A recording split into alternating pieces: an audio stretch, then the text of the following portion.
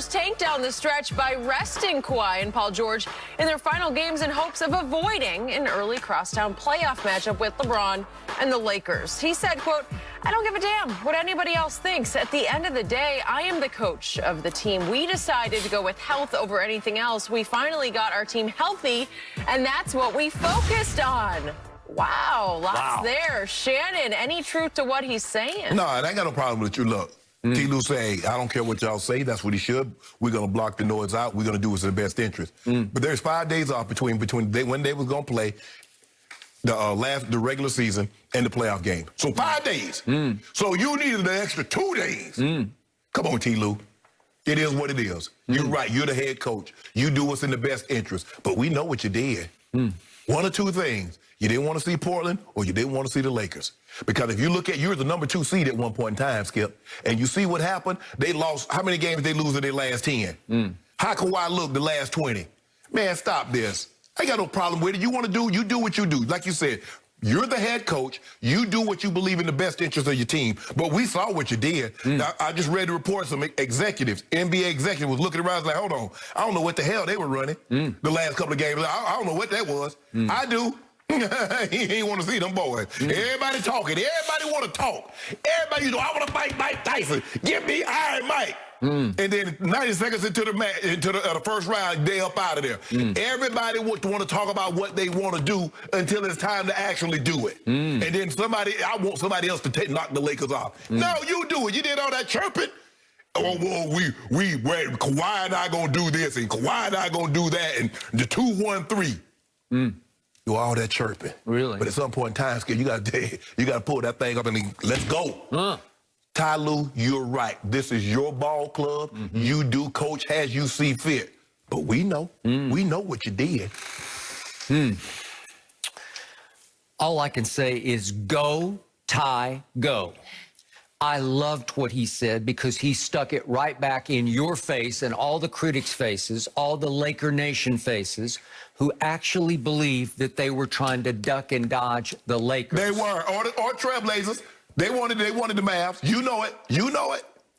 They wanted the Lakers in the first round. They are so vulnerable right now because La Ankle is still limpy-gimpy. You know it, and I know it. But you just said he was 100%. No, well, he was a full participant, so he's, in my book, he's 100%. I don't want to hear anything about it. But if you're going to get them, they have had very few reps together, he and Big Penguin. So now is the time. Obviously, the deeper they get into the playoffs, if in fact they survive to go deep into the playoffs, I'm not sure they're going to get by Phoenix, but we'll see how that works. The point is they get an easy draw tonight against Steph, and then the playoffs start. But again, if they go deep in the playoffs and get to the conference finals and face the Clippers in the conference finals, then they're going to be tougher because they're going to be better. They're going to have more reps together. They're probably going to get a little healthier and a little more cohesive at that point. And so obviously you're not trying to duck and dodge the Lakers. And you know what you trying to do then? It's exactly what he said. And by the way, the other quote was from Ty Lue yesterday. If you look at our Cleveland days, I think he was coaching this guy named James. Remember that? Yeah. None of our starters played the last 2 games of the season, said Ty Lue, the former Cavaliers coach. He says, we took health, and that is the most important thing to me. Right now, presiding over the Clippers as their advisor, their overseer, is the great Jerry West, who once had the foresight to draft Kobe Bryant, or at least trade in the first round. Yep. And Jerry West is nobody's fool. Lawrence Frank is nobody's fool. And certainly Ty Lue is nobody's fool. They knew exactly what they were doing. They wanted health. They will take health over rust any day. They don't care who they're going to play. It doesn't matter what seed they are. They can be the mustard seed because the tree is going to grow. Hold on. So you said Ty Lue said, to go back and check his Cleveland days? It's funny that you said that, Ty Lue, because that's what I did. In 2016, Ty Lue played his starters the second to the last game of the season in order to clinch the #1 seed, then sat once they clinched it.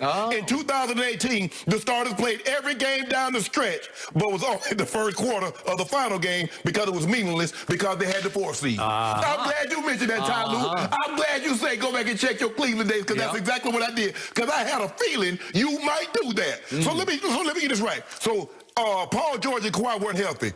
Kawhi Leonard and Paul George have played 6 straight games since he returned from his foot injury. Kawhi did. Paul George had played 9 straight games. So they weren't healthy. Nope, they're not. Oh! But LeBron James been out for 8 weeks. He's healthy. You see what you did there? I knew you was going to do that. Ty Lue, you're right. You the coach. But don't you try to fool us. Don't you try to do that. Don't you feed me mustard greens and tell me they're not collars. I know the difference between my greens. And those are mustard greens you feed me, not collards. I'm going to quote the great William Shakespeare by saying, you doth protest too much, because all this protestation from you, all this cynicism, all this skepticism means that you are afraid of the Clippers. That's what it means. No, Skip. I play ball. I mean, I have to stay up and watch League Pass. I got to stay up and watch these games. And I'm like, okay, yeah, let me see what Kawhi and PG and Pat Bam, Pat Bam, the third most important player. Let me see what they're going to get. And then I see the line, DNP, coach's decision. Yep. What? I'm like, hold on, wait a minute. I got to stamp. I paid for this. The NBA should have to reimburse me some of my money because I did not pay to see no Terrence Mann and some guys I never heard of when you got 2 healthy guys. Because, Skip, you know what this is all about. You remember that movie? I know what you did last summer. I know what you did last summer.